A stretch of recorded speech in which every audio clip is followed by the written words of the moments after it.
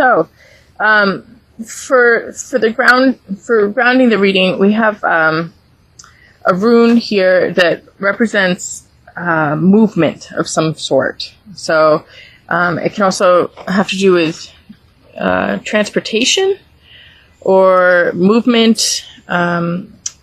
It can have to do with both movement in the physical world with some type of vehicle, or progress or development, movement for just movement forward in life circumstances and improvement on things. So because this has to do, actually, the falcon or the hawk has to do with movement too, which is kind of interesting. This is about moving, flying home and moving out and then coming back again. So there's possibly some type of physical movement where you go away and then come back again. In a sense of soul retrieval. A lot of times I feel like when I am overwhelmed and I take a vacation or I take a trip, it's like I go away to find myself again and to come home again. And then as I come home again, everything kind of falls back into place and becomes clear. A lot of times, if we remove ourselves from the situation and then come back again, everything becomes much more clear. So, these are our moving line steps in time, and we start out with Mandarina, which has to do with communication, physical, verbal communication, a heart-to-heart, where something is consciously expressed through words to another person. It also has to do with bridging of worlds, where there is the clearing up of miscommunication and bringing information and knowledge to light, true expression from the heart. We have this paired with a sense of poverty or feeling enslaved or feeling stuck or bound to something. So somebody is feeling trapped and stuck, and that's this rune, Athala in reverse. So there's this freedom through this communication, or there is something, this is bridging of worlds. So it's like if this is combined with somebody who is feeling imprisoned, feeling stuck, feeling trapped, feeling suppressed, feeling oppressed, feeling like a slave or poor, homeless. It's bridging. There's a bridging with another, because Mandarina is orange in the Basque language, and the Basque people, they're a linguistic anomaly in anthropology. Nobody knows how they got the language they got. It has nothing to do with any of the other languages around them. It's just like a totally different language. They developed something that has no similarity whatsoever with any of the other language groups around them. So it's like they became an island in their mind. They say mind is very tied to language. The way a culture thinks can be understood by hearing the way they talk, knowing the way their words are set up, the way their language is set up is the way that they see things. The way that they talk is the way that they see things. It shapes their worldview. The language shapes a worldview. So we have this kind of bridging of worldviews, bridging of realms of thought that are separate through this communication, where one person who is feeling, imprisoned somehow is able to bridge the gap between them and somebody else.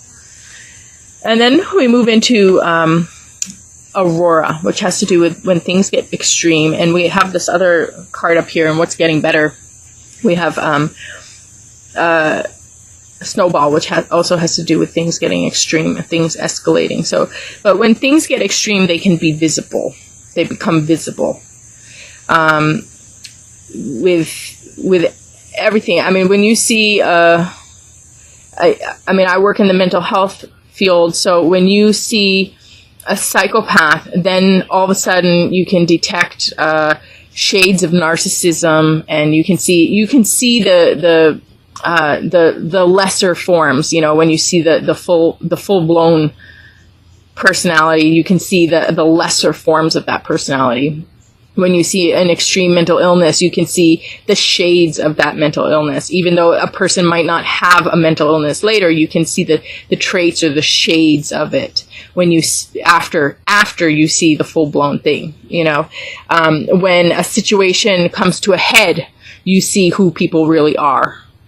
So this has something to do with going to the extremes, because Aurora has to do with, in the North and South Pole, you see the light of the universe come in, and you can only see this at the extremes, but you actually are able to see the light of the universe, and it becomes visible.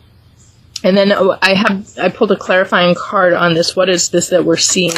And this has to do with, traditionally this is actually a card of like kind of confusion and feeling lost, or not knowing what to choose, or what's real, or how to think about things. And my chicken card for this traditional card is Dahlia, and it has to do with going back to your roots, knowing yourself, knowing not just your spiritual self, but knowing your context within people. Knowing your context from your past, your ancestry, your ethnic background, knowing your genetics, knowing your makeup, your personal makeup, knowing exactly what your personal makeup is and how it came to be, and based on that, really finding a rootedness and a groundedness. And from a rooted, grounded place, we can make those wise decisions. We can know what it is that we really resonate with or really go with. We shouldn't ever have to do something in life that is a total struggle. You know, things we should be able to meet our challenges. If something is too challenging, maybe that's not the right thing. You know, but a little challenge is okay, but we have to be able to have the genetics and the psychology to be able to meet those challenges. We need to be prepared. If we can't envision it and see it and feel it, then it's probably not going to be a good thing. So this is about really being able to put yourself in your own shoes and seeing what you can really do and who you can really go with and what you really are meant to connect with, what really makes your sense of self stronger. And with Dahlia, I do recommend, doing things that bring you back to your sense of self. Maybe taking a class, taking a course. I do that a lot of times. There's Coursera. I don't know if you guys have ever heard it, but it's free online courses you can take, and you can audit any type of course. So it's really amazing. They have top universities. You just go online, sign up, and take free courses whenever you want. And a lot of times it brings me back to my sense of self. I feel, when I am educating myself in my own area of expertise, it makes me feel stronger or more solid, more prepared, or more developed in some sense. And we have this paired with the rune of gifts. So I want to say, it's almost like things come to an extreme, things are seen, and all of a sudden you kind of come into yourself, and this balance, or this like understanding which cup to choose, understanding who you are, what way to go, all of a sudden produces like contracts, partnerships, gifts. It can be in the physical world, or it can be in terms of relationships, but it has to do with connecting, bonding, exchanging of things, exchanging of items, sharing, and entering into an agreement with people based on everything that is seen here, and who you are and what you go with. Like, everybody knows, okay, you fit here, and we've set you up with this now because you fit here, and we see this, and this is visible, and you get this now, and you get secured in a position that really works for you. And then we move into a place of shaking things off and being really stable. And so this is Akasha Noche, which has to do with understanding your place in the universe, or who you are, what you're meant to have, how you're meant to live, and stepping into that life of eternal love, I want to say, too. Coming back to this, it's like that your eternal essence has a place and a position. It's meant to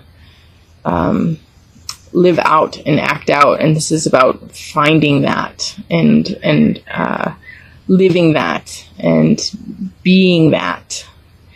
And then I drew another clarifying card on that, and we have lavender, which is also a sense of stability and shaking things off and cleansing the aura, and letting go, surrendering, and just getting everything out of your space that doesn't belong.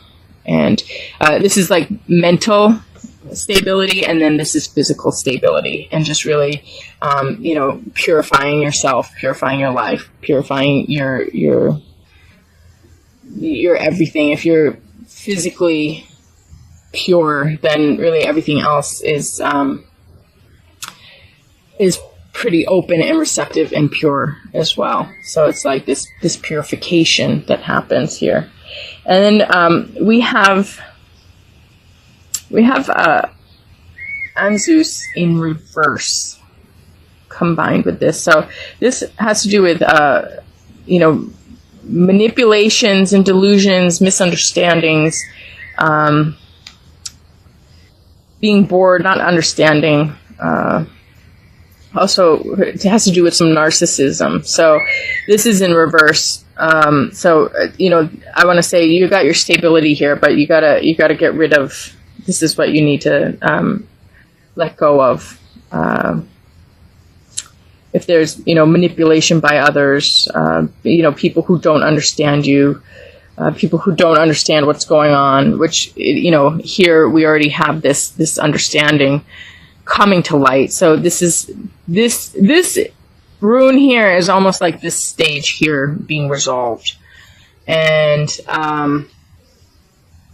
then we have this like clearing off and shaking off, and knowing oneself and one's belonging. And if you know yourself, if you are really self-aware, nobody can really knock you off your feet. You're solid, and you do have these 4 solid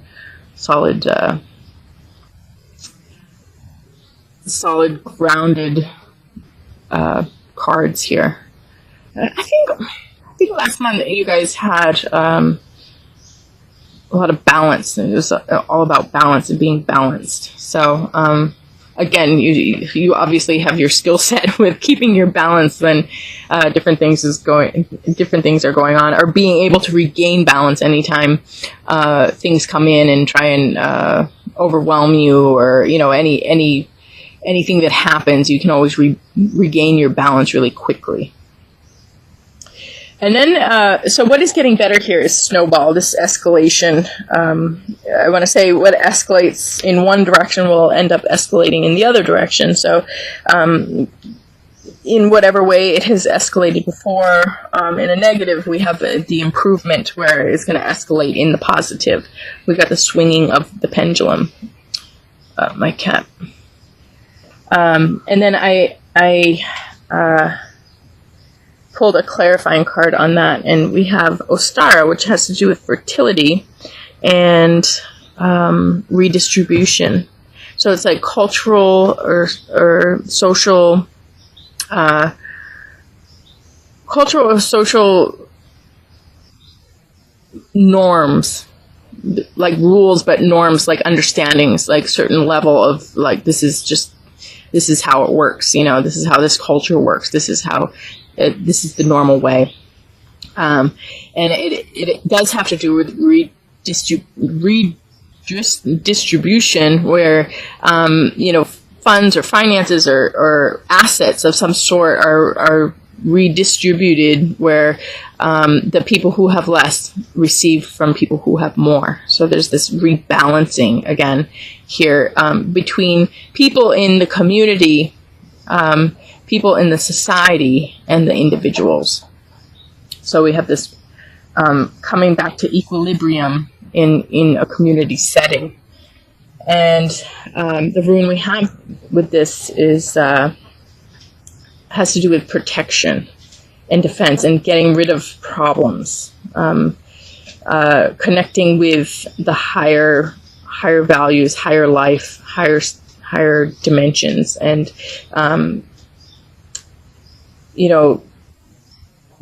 rising above things, basically.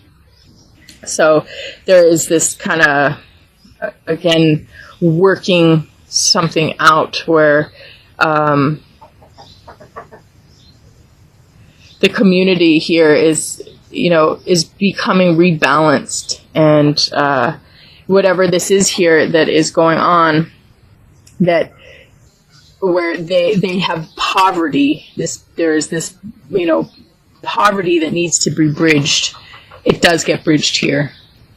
This extreme stuff that's going on, where somebody is being oppressed and put in a position of jail, of imprisonment. This is now shifting and changing, and there's this rebalancing going on here.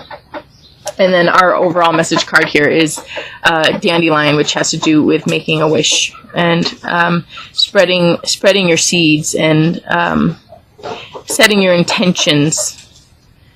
And with that, as you spread your seeds, as you make that real for yourself, step by step, it becomes a field. From one dandelion, you can make a whole field of dandelions. So you can start with one, and it also has to do with multiplicity and just really having something that you have small, growing and spreading. And I pulled a clarifying card on that, and we have Birdie Baby, which has to do with the universe is at work, bringing something into birth where you are a part of it, but it is beyond you. You look at so many things in history, so many things even in the universe, and things come into birth beyond an individual. They are players in it. They are a part of it, but they were not it wasn't them who brought it into birth. It was more the right timing, the right elements, the universe giving birth to something. And you happen to get to be a part of it, and you're doing your part in making your wishes and planting your seeds and spreading your desire out there, or spreading your intentions or your requests for need, your needed requests.